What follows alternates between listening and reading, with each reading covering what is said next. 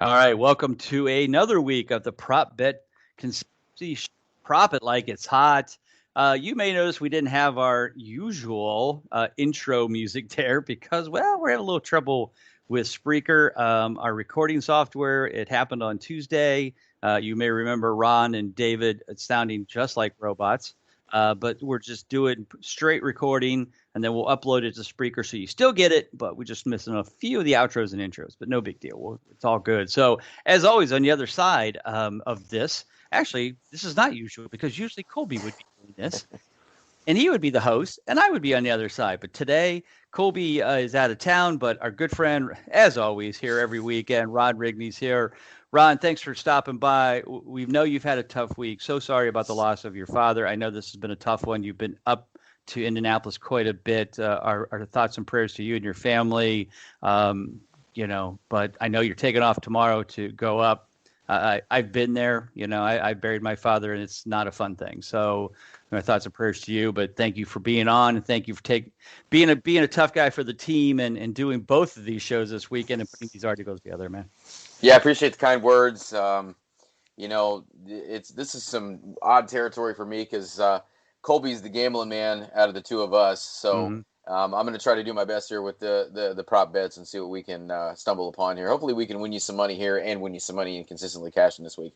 Absolutely. All right, so let's get to the prop bet tool loves the over for Deshaun Watson, 0.5 interceptions. 83%. Not only in the game scenario does he have 83% of throwing an interception, he's 83% over his last 6 games. We love Deshaun. He does what he does, but he throws a pick a game. I know this because I have him in my Madden simulation league, and he does. He throws one pick a game. It's sometime at the beginning, sometimes at the end. I know it's coming. It's just a question of when, and it does become a pick six. That's my only concern in the Madden simulation, but this is real life. So, Colby brings up some good points here. The Titans are one of 8 teams to have at least 6 interceptions through the first 5 weeks. And guess what? Watson has thrown a pick in 5 out of his last 6 games. So, it pretty much appears that both sides have the ability to pull this off. So we're taking the over. What are your thoughts on Deshaun, and what is your favorite over pick for the week? Well, I don't think that that's a bad bet at all. And kind of like Colby said, the Titans they're kind of middle of the road as far as what fantasy points allowed to quarterbacks. I'm kind of gauging it off that. I'm kind of looking that up here, but they're also like he said as well. They're the fifth. They have the fifth most interceptions with 6, and so and I don't mind so much the Texans passing game, but Deshaun Watson hasn't been that dynamic Deshaun Watson that we have seen. So I think it's pretty solid bet that he's going to throw that one pick for sure. And like you said, that Madden simulation is pretty spot on for him being able to do that. I think my favorite one is going to be Calvin Ridley against Minnesota. And I know we got Julio Jones back in the fold this week, but I think that Calvin Ridley's still got enough meat on the bone that he's going to go over that 81.5 receiving yards. He's been solid so far. He's 80. His bets are 80% over the last 6. So I think that he's going to be probably my favorite one in the Thrive bets to get that 81.5 receiving yards, despite Julio Jones being there. Gotcha. No question. And I'll tell you what game I know that the Titans did not have an interception, and that was last week against the Bills. And you know why I know that? Because in one of my leagues, the one league that I'm actually doing well in, I was 4-0. Okay, and the commissioner in this league, it's the Huddle Superflex League, right? I'm 4-0 going into this past week.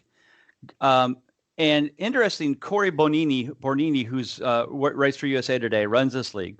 He came up with a cool idea as the commissioner. He said, "Look, you can put in what's called like a backup plan. So you can say, hey, we don't know if Buffalo is going to play, but I want to start the Buffalo defense.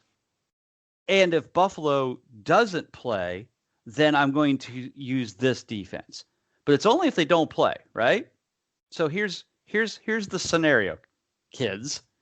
The only defense even I ended up picking the Miami Dolphins defense off the waiver wire because I've been using Buffalo, right? So I pick up Miami. I'm expecting them not to need to play them because I'm hoping Buffalo plays, right? Well, of course, Miami had that great game. They had 17 defensive fantasy points. but I didn't get any because Buffalo played against Tennessee. So I'm losing going into that game with the only player left between two teams is the Buffalo defense. All I need is 0.6 points to win. That's one interception, kids. That's all I needed. 1 point.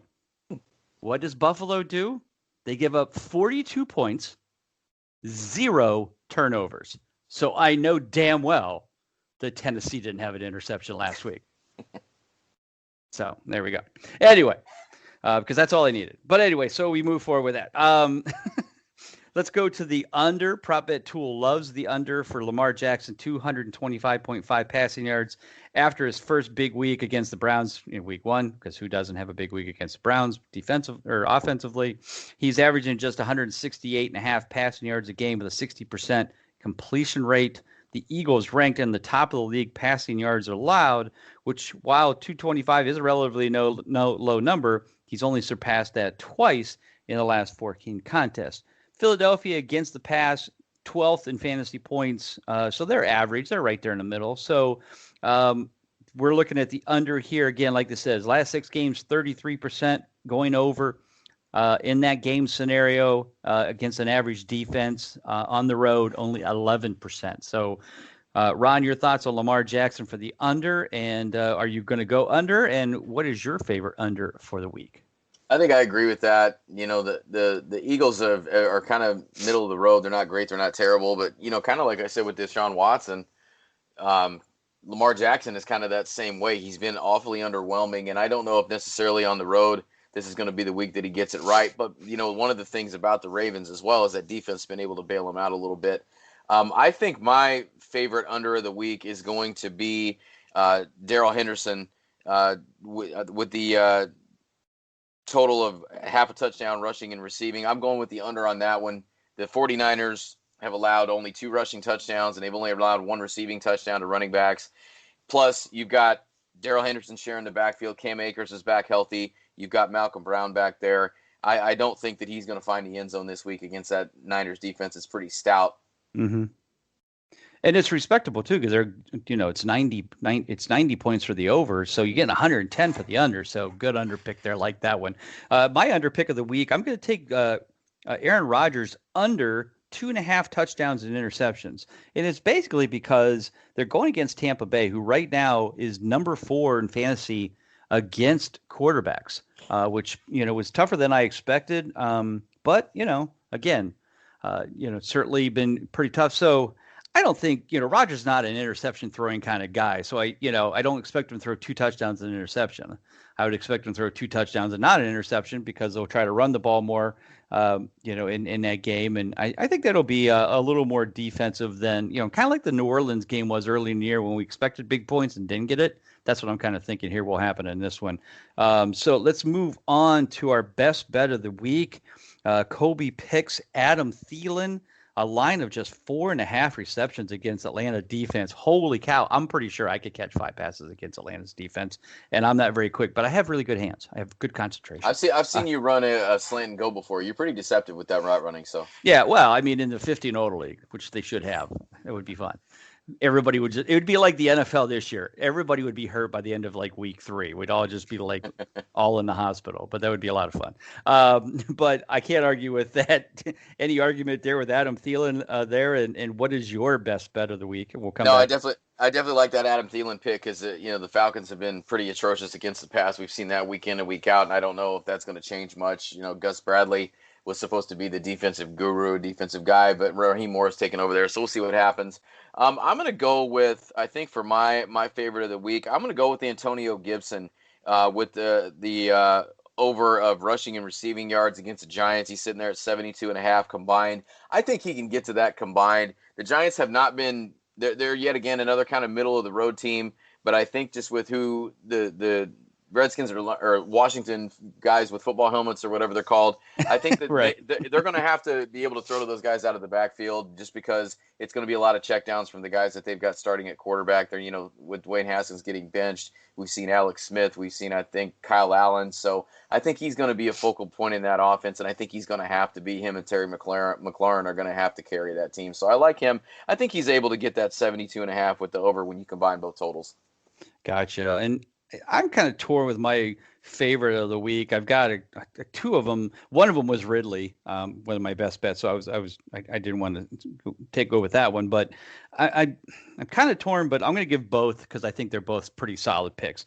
First one is Stafford over 23.5 completions going against Jacksonville. They're like 26th in fantasy points against quarterbacks. You got to expect this one to be kind of a shootout. Detroit's pretty bad on their side of the ball as well. They don't really have much of a running game. I mean, DeAndre Swift and then Kerryon Johnson, these guys haven't done anything of sorts. So I'm expecting this kind of be a shootout. And it's at Jacksonville, so good warm weather there. So that's one of them. The other one is, how do you not take the over for a half a touchdown, basically getting one touchdown out of George Kittle? I mean, every week this guy gets the ball all the time. He's a beast in the red zone. So I got to assume that the San Francisco Rams game, again, those interdivisional matchups are always a lot of fun. So I'm going to pick those two as well. Any thoughts on the Stafford and Kittle from your perspective? I like I can't argue against really both of them, but I think I like the Stafford one a little bit better. And, you'll hear a couple of Lions and a couple of Jags come up possibly in the consistently cashing pod and in the article this week as well. But I look for that. Just neither defense is that good. And they don't have superstars across the board on both offenses, but I think there's going to be enough points scored there that there's going to be some solid middle of the road to low priced options when you hear us do our consistently cashing. But yeah, there's a little bit of fantasy goodness to be had there. I think Stafford can get to that number for sure. All right. Well, as we end, before we end, we always kind of go to the touchdown only contest. I know this is kind of a love affair that Colby has with this scenario, kind of a flipping the coin. Are they going to score? Are they not going to score? So if you got a second there, go to that while you're doing that. I'm going to remind everybody out there two things. One, Thrive Fantasy. That's where we get all of our numbers from. Go there, sign up, use the promo code Big Guy. You will get an extra $20 added to your deposit, as long as you deposit at least 20. If you deposit more than 20, you still get 20. But hey, $20 is $20, and you can play one of the games this week for that. So don't forget to do that. Of course, if you're not a VIP subscriber, and you might be listening to this podcast, which is free, but if you want to get the article and get our best bet picks that are not in the podcast, you can sign up for your VIP subscription. Save $5 by using promo code PropBet at BigGuyFantasySports.com. So Ron, you're there. As you look at the over-under here for these guys on touchdowns, who's one of your favorite overs? It's like, oh, that's such a no-brainer. I think, yet again, another guy that you're going to see in at least one of my daily lineups this week is David Montgomery, just because he's the last man standing in that backfield. There was speculation that they might go after Le'Veon Bell. They've got Carolina, and I think that this is another game that has a little bit of the Panthers have allowed the most rushing touchdowns in the league. They've allowed 8. They've only allowed 1 through the air. I think it's a pretty solid bet that you're going to see David Montgomery get in the end zone at least once, especially when you're combined in the rushing and receiving touchdowns. Well, I have to go. Ed Colby would be all over this because he loves his Houston Texans. And what he loves more about them is the fact that their run defense is putrid. And every week we go to whatever running back is going against Houston. And this week it's Derrick Henry. It would be easy enough to take the over on the touchdown if it was just rushing. But guess what? They're giving you rushing and receiving touchdowns for Derrick Henry. That's such a no-brainer. Now, you're only getting 75 points. That's where the tough decision comes in. So, it's a gimme is 75 points, So that's one of those you look at and go, maybe I'll save it to the end and take some other ones that might have some higher points, but kind of hard to turn that one down. So in honor of Colby, we'll definitely put that out there. And another one I kind of like too. And of course, this has been my man crush all summer, and his injury took him out for a couple of weeks, but he's back with a vengeance this past week. But Raheem Mostert, rushing and receiving touchdown He needs one to get 90 points, so pretty respectable there as well. So, all right, Ron, thank you again for being a part of this week's show. Have a safe trip to Indy. Again, our prayers to you and your family, and please send our sympathies. And so, any last words you want to throw out for the folks playing at Thrive this week? No. No. Got it. Not a problem. All right, man. All right. So everybody have a good week. Take care. And we, of course, be back next week. I assume Colby and I will be doing this show. Ron and Colby, of course, will be doing the Consistently Cashing. Make sure you listen to those. Make sure you get on there and read the articles. If you're not a VIP member, don't forget, save $5. Go and put in prop bet 4. That's all caps, of course. All right. Everybody have a good week. Take care. God bless. We'll see you soon.